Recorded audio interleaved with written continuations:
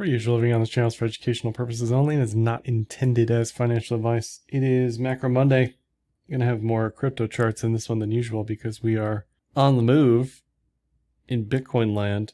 The TLDR really is that we've just had a lot more sellers than buyers. I'll explain what I mean here by potential sellers, but the GOX repayments was a known unknown in that we knew it was coming, we just didn't know the timing. We'll take a look at some estimates for who's getting what back on that. German government selling, probably more of a surprise, but at some point we got to think, even the US government, they have a lot of Bitcoin. This isn't me trying to get more bearish, it's just me being realistic and saying, look, the next headline we could see, because it's quarterly, we may see quarterly selling out of the US government, right? I don't know. Miners getting absolutely trounced. I'm not talking about prices of publicly traded miners. I'm just talking about being a miner on the network. Hash rate declining significantly. Lots of miners just not profitable at this price point post-halving. At this point, there isn't much bullishness on BTC other than the potential for a bounce soonish, but we got to see it first. We'll take a look at that. Alts have done slightly better today. Some of them, it's just not for me. You know, if you like alts, go for it, but not for me. And no, I don't think the cycle's over. People keep asking me about that. This is very reminiscent of 2016, 2017. Every other week, seemingly, we had some sort of negative press, negative event. The difference now is the market cap is just higher, and the sellers, the confiscated BTC or miners, right? That's just huge pressure on price that has to be met with a buyer just to stay break even. And we're just not seeing that right now. The legacy stuff is not helping either. I don't think there's anything that's helping us on the legacy side right now. Rates are still high in the US, relatively high globally, and the real rate is high in the US, and that puts bullish pressure on the DXY, bullish pressure on UJ. We'll take a look at those. Looks like there was another yen intervention overnight. Global liquidity is also going lower, which is not helping us. We'll take a look at that. The indices, thanks to NVIDIA, certainly look pretty stretched. We could see a minor downdraft there that could just act as more headwinds in the near term. That's it, right? July could get very interesting. And then you've got all the geopolitical stuff going on in the Eurozone, in Crimea, in Lebanon, and with Israel. I don't think anybody sees what's going on over there and thinks, oh man, let's buy some BTC. I could be wrong. Another thing with alts, seeing a lot of people say GOX is not distributing ETH. That's true. ETH was still down pretty significantly on the day. I still think the ETH outflows are going to be significant in July if and when the ETH ETFs get approved. But if you don't think that's the case, then, go for it, right? Looking at weekly flows again here, negative 500 million last week. I'm assuming we're going to see some pretty nasty outflows today in the ETFs, which is what we want to see. It might be counterintuitive, but look, let's drain all this, right? Let's get it out. Nothing is more bearish than the slow bleed. Was somebody on the inside who knew about GOX releasing coins? Were they selling? Maybe. Miners were already selling. German government was already selling, but we've been selling off kind of continuously for 2 weeks, just every day, lower, lower, lower. So I'm assuming we're going to see outflows today and that we're seeing some of that on price right now, or at least we have throughout the day. And GBTC outflows continued, not at the clip that they were, but that's, again, just more selling pressure. It's relatively nothing, but it's not helping, right? It's like we're continuing to just sprinkle gasoline onto the fire. Looking at BTC, we may be plus or minus $500,000 by the time you see this video. I don't know. I think we're at 60.4 now.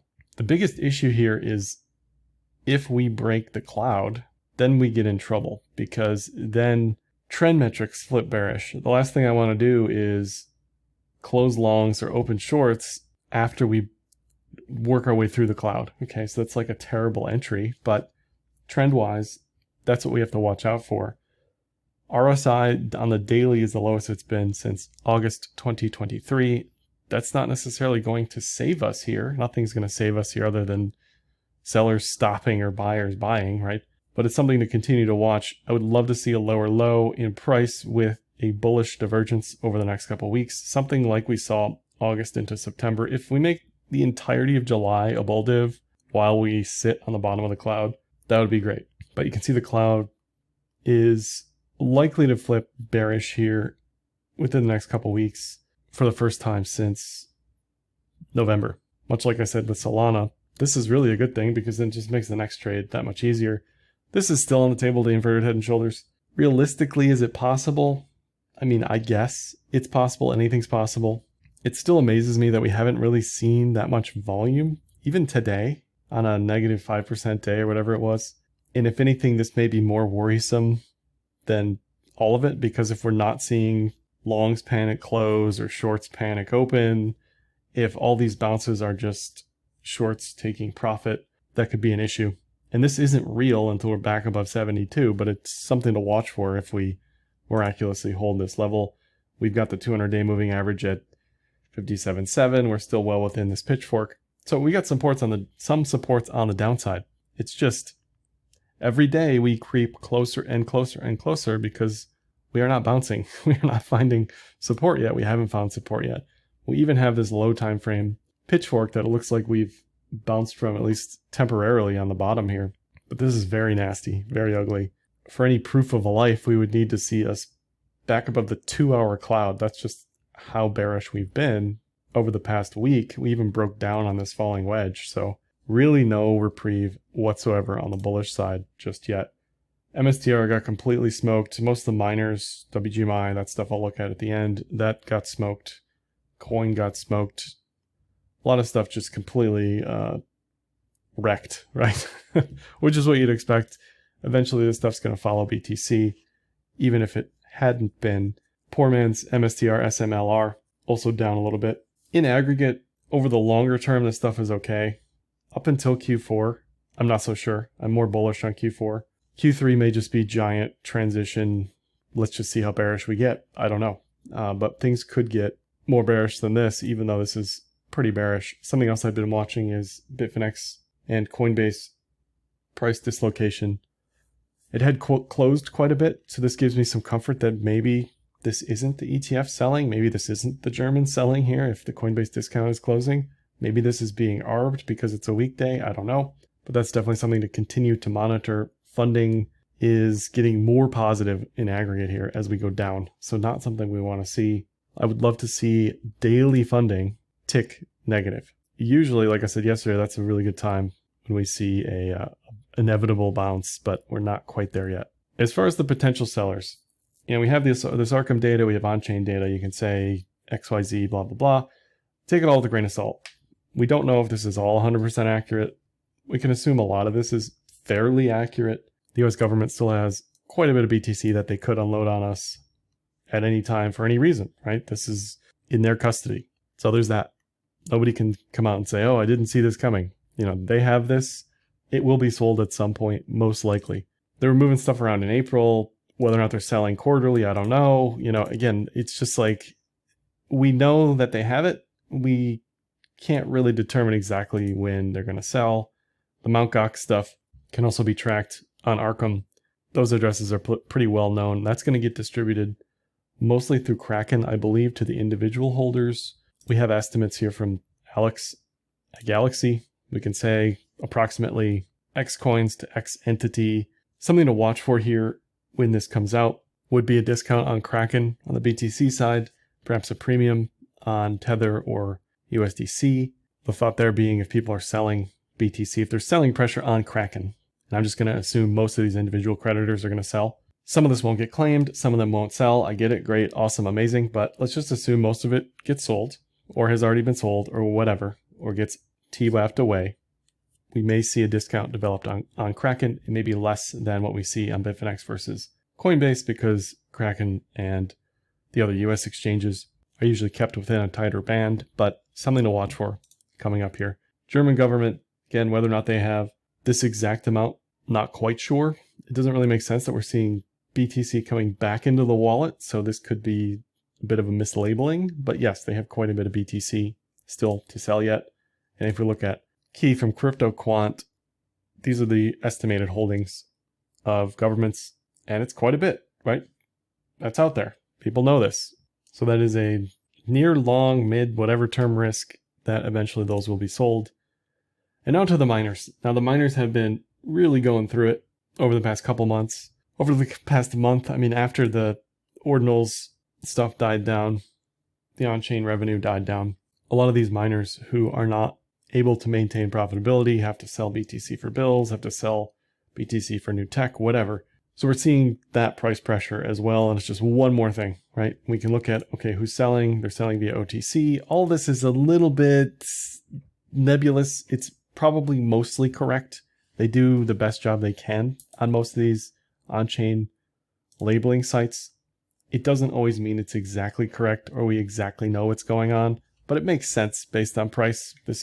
They're saying Marathon is selling via OTC or has sold quite a bit of their treasury. We'll know more on the next either monthly report or quarterly report for Marathon, how much they've sold to confirm that. But based on several different on-chain aggregation websites, we are seeing reports of miner selling. So you're going to see that in the long-term holder slice, along with the GOX coins, along with the GBTC coins. So there's just a lot of churn on-chain right now of people selling who hadn't previously been selling. And this is some more up-to-date stuff on the miners. Hash rate down significantly. Profit loss sustainability deeply in negative territory. So it's almost like the selling begets selling. If price goes down, miners have to sell more or shut off. We see more miner failures, more pain in either price bottoms or hash rate bottoms or difficulty drops, right? All this stuff eventually finds an equilibrium, but in the near term, we're not seeing that. Even on hash ribbons, briefly flirted with a bull cross on the 30-60 day hash rate. That's down significantly now. And as long as price continues to go lower, I'd expect hash ribbons to continue to flash negative. And on even the Puel multiple, we're deeply in miner pain territory. We're basically at the equivalent of December 2022. So miners as a group on aggregate, not having a great time right now. So potential buyers, we know Saylor is out there. We know Michael Dell potentially buying personally or for the company. The latest Saylor buy is not on this chart, but he's looking to raise another 500 million. I believe there's also Tether. This is the Tether wallet. I can't remember if they said they're done buying BTC or not. We haven't seen a Tether purchase since the end of Q1, with the end of Q2 coming up here. If they are going to continue to purchase BTC every quarter, we probably see it pretty soon. Whether or not they do that all in one slug or it sits in a different wallet and then they move it over here, right? We don't actually know, but that would be another buyer to watch for potentially. And then on the quarterly basis, we're the most negative we've been on Q2 since 2022, unusually negative, really since 2021. Q2 has not been the quarter. Another reason why I like Q4 is just the seasonality aspect. If we have liquidity and seasonality on our side, I think we'll do quite well. ETH also uncharacteristically bearish for Q2, had a great Q1. Q3, Q4, not usually where it's at for positive price appreciation. On ETH seasonality, will the ETFs disrupt that? They certainly may, but time will tell. And then ETH BTC has just been pretty negative for many quarters or barely positive. And typically it does best in Q2, and that has been the case. Q3 is kind of a wash. Q4 is usually negative. So we may see some interesting disruption there as far as the quarterly changes are concerned. And then Ripple, just as a control, I always like to look at this on a quarterly basis. It's kind of all over the place, right? There's no pattern here, and it certainly doesn't follow BTC or ETH most of the time. The real reason I'm looking at Ripple is because they've been around for a long time as a coin. So most coins, you can't go back to 2014 and pull up this data. So all in all, crypto, pretty negative. That's just the way the cookie crumbles sometimes. We did pull forward a bunch of demand, and we're ahead of schedule relative to post-halving. Before I go any further here, let me mention today's video sponsor, Kraken Pro. Kraken Pro is a complete overhaul of the Kraken trading experience with a one-stop shop for advanced and professional traders. Kraken Pro enables efficient trading execution across multiple markets with a UI that allows for unique optimization tailored to your trading style. You can check out Kraken Pro with the link in the description of this video. Non-investment advice. Crypto trading involves the risk of loss. Cryptocurrency services are provided to U.S. and U.S. territory customers by Payward Ventures, Inc., PBI, DBA, Kraken. You're looking on Kraken today, BTC down 6%. This is a rolling 24-hour period, not on the 8 p.m. time cycle. But you can see a lot of these alts doing, for the most part, better than BTC. If we flip it over to BTC, BTC at the top here, the volume, so that's a good sign. But if we flip over to the BTC denominations, most of these are positive against BTC. So not only is this down move crypto centric, it's certainly BTC centric based on whatever expectations are happening with GOX. There is a world where GOX isn't as bearish as people think it is, or miners are almost done capitulating, but certainly a lot of pressures on BTC in the near term. Just taking a look at PAXG, a little bit of a double bottom there for the risk off gold enjoyers, but probably a bumpy ride here for Bitcoin in the near term. As far as economic calendar, we've got the usual Fed speakers here, and the big one at the end of the week is PCE, the Fed's preferred inflation measure. The next Fed meeting isn't until July 31st, currently pricing in no hike, no cut. We get a few more data points between now and then with no meeting in August.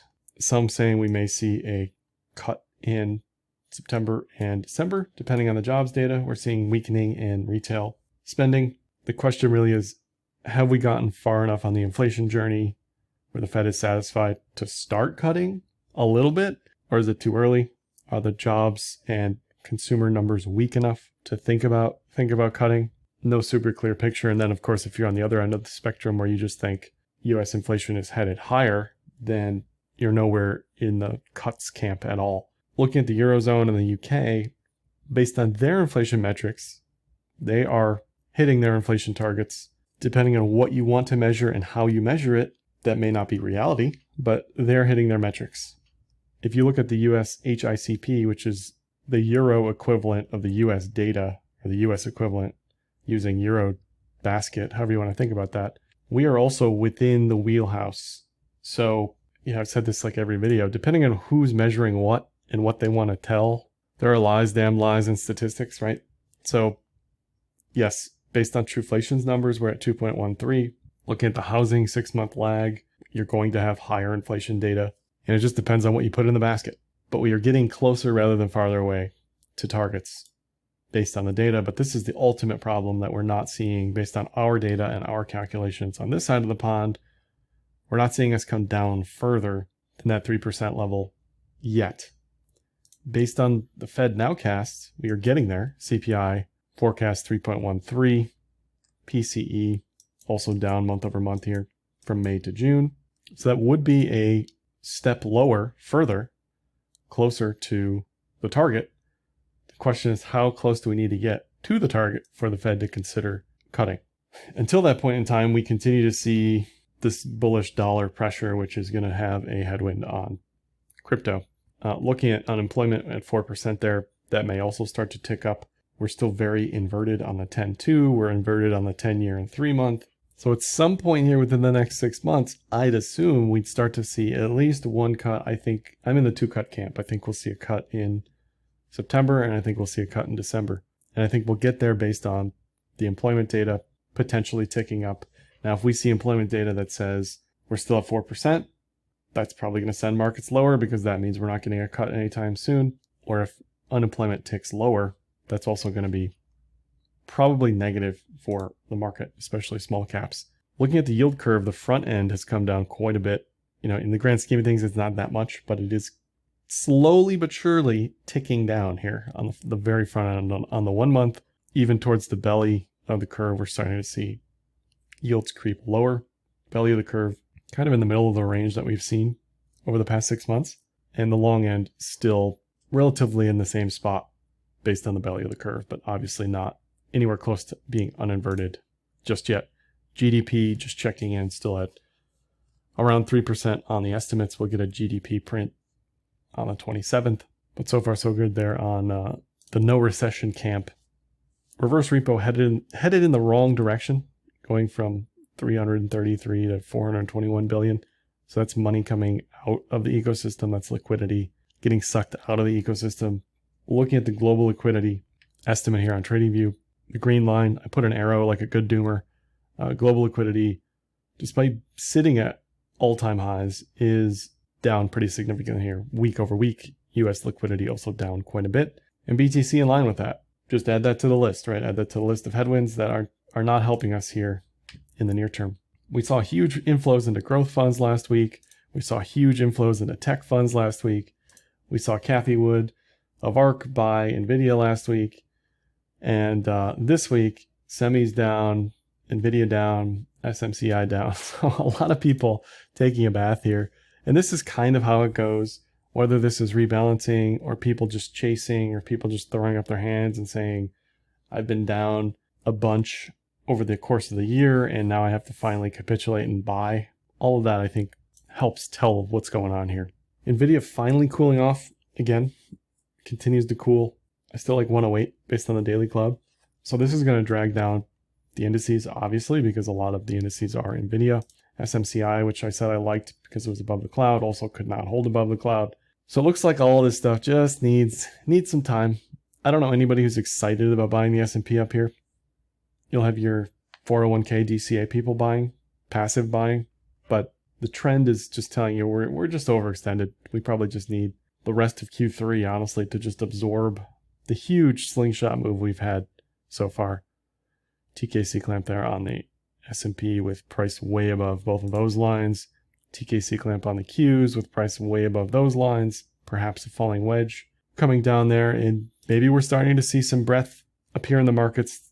IWM is up on the day, and DJI up on the day. So the entirety of the market is not collapsing. You still have to be careful about this head and shoulders risk on IWM. Nothing I'm touching or thinking about touching until that's cleared up. DJI also looks just ranging, right? There's really I don't really see a trade set up here per se in the moment. Looking at TLT, I saw a bunch of options flows today for TLT. And as a trend trader, regardless of what this is, it's starting to look like there is a potential trade here. If this can get above the high time frame cloud, if it can break this diagonal resistance, which it looks like it's trying to do, then this may have a push higher. The problem with this mindset is we are just issuing so much debt. Eventually more on the long end at some point in time. We have a lot of sellers in that department and not a lot of buyers. So it's going to be interesting to see where this all lands.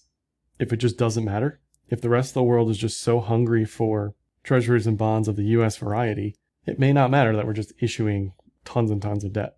But as a trade setup, this is very tradable to me. If this can break, 95, even starting to open a position down here, it's just very contra to what I expect is going to happen. DXY is kind of all over the place. It's been up, it's been down, it's trending higher. We don't want this above 106, 107. Then it's pretty much lights out for crypto in the near term. So I think the forecast here is just range for now. We'll love to see this definitively making lower lows below 104, below 102, below 100. I don't think that comes until the Fed talks about cutting. So we're not there yet, right? We're going to hear from the Fed at the end of July. So again, July is going to be a rip-roaring good time. Here's UJ on the 5-minute. So overnight, it looks like Bank of Japan came in. We won't know for a fact whether or not this was them for a little while, but I'm assuming there was some sort of intervention here. Almost hit 160 on UJ. They don't have infinite money to keep trying to shore this thing up. So eventually it's just going to break higher continuously, but they can try to delay that. Maybe they delay it long enough until the Fed starts to cut and this pressure on UJ moving higher eases. But even with a couple cuts, the differential in rates means that it just makes more sense for UJ to continue to move higher. Maybe a bit of a surprise today as we're seeing Euro actually move higher on the day. This would be a failed head and shoulders, by the way. So that would be positive to see somebody somewhere buying their own currency as opposed to ours. The problem with Euro is it's still a hot mess on the daily. So it's got a long ways to go. It needs to get above 109 to cancel out this bearish pattern here. So just lots of chop. Lots of chop in the near term. Speaking of chop, gold here, putting in another shoulder on a potential head and shoulders.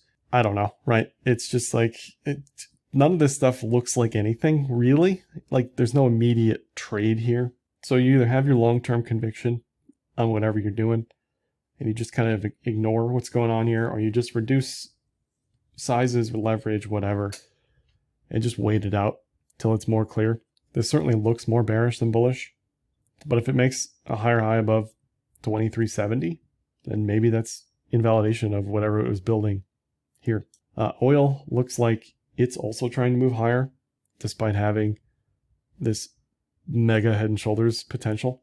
We do not want oil in the cloud. We do not want oil making a bullish TK cross there. We do not want oil above 100 unless you want Trump elected, which is fine. But I'm just saying, like, he's more likely to get elected if oil is higher, gas is higher. Biden has said he will continue to drain the SPR if he needs to. We're not quite seeing price pressures at the pump yet. 346, so that's down on a year-over-year basis. Still above the 2021 level. This data is a little old at this point, but still okay as far as inflation concerns, you know. But we don't want to see this creeping continuously higher. XLE also up on the day quite a bit, finally bouncing from this falling wedge, cloud stab. If you're bullish crypto, you do not want to see energy taking off. You do not want to see the reinflation trade taking off. You do not want to see the dollar getting stronger. So these are all just sort of things to continue to monitor in the back end. Copper bouncing today as well. So not everything has to be down because Nvidia is down. I still like this as a long-term play, as a head and shoulders. As far as the Mag7 are concerned, I don't really think there's any high time frame trades here for most of these. Apple just needs some time to relax. It was up a lot super quickly. Microsoft, maybe it has a little bit left in the tank. Like I said with the S&P, I think the passive money is going to push this slowly, continuously higher, but I don't really see an immediate trade at the moment. Amazon, low time frames, probably looks the most tradable in the immediacy, in the immediate term, with an ascending triangle here. So it looks okay. Doesn't look great. Meta on trend looks okay, but maybe this is a double top eventually. Maybe this is a diamond top eventually for Meta. I just don't feel super confident about taking a stab on any of these. Google also looks okay. Maybe a little falling wedge on ultra low timeframes there. So Amazon, Google, probably the best looking. And then you have Tesla, which has this head and shoulders here still into the end of Q3. We may see a reprieve here. Cloud finally flipping bullish for the first time since the beginning of the year.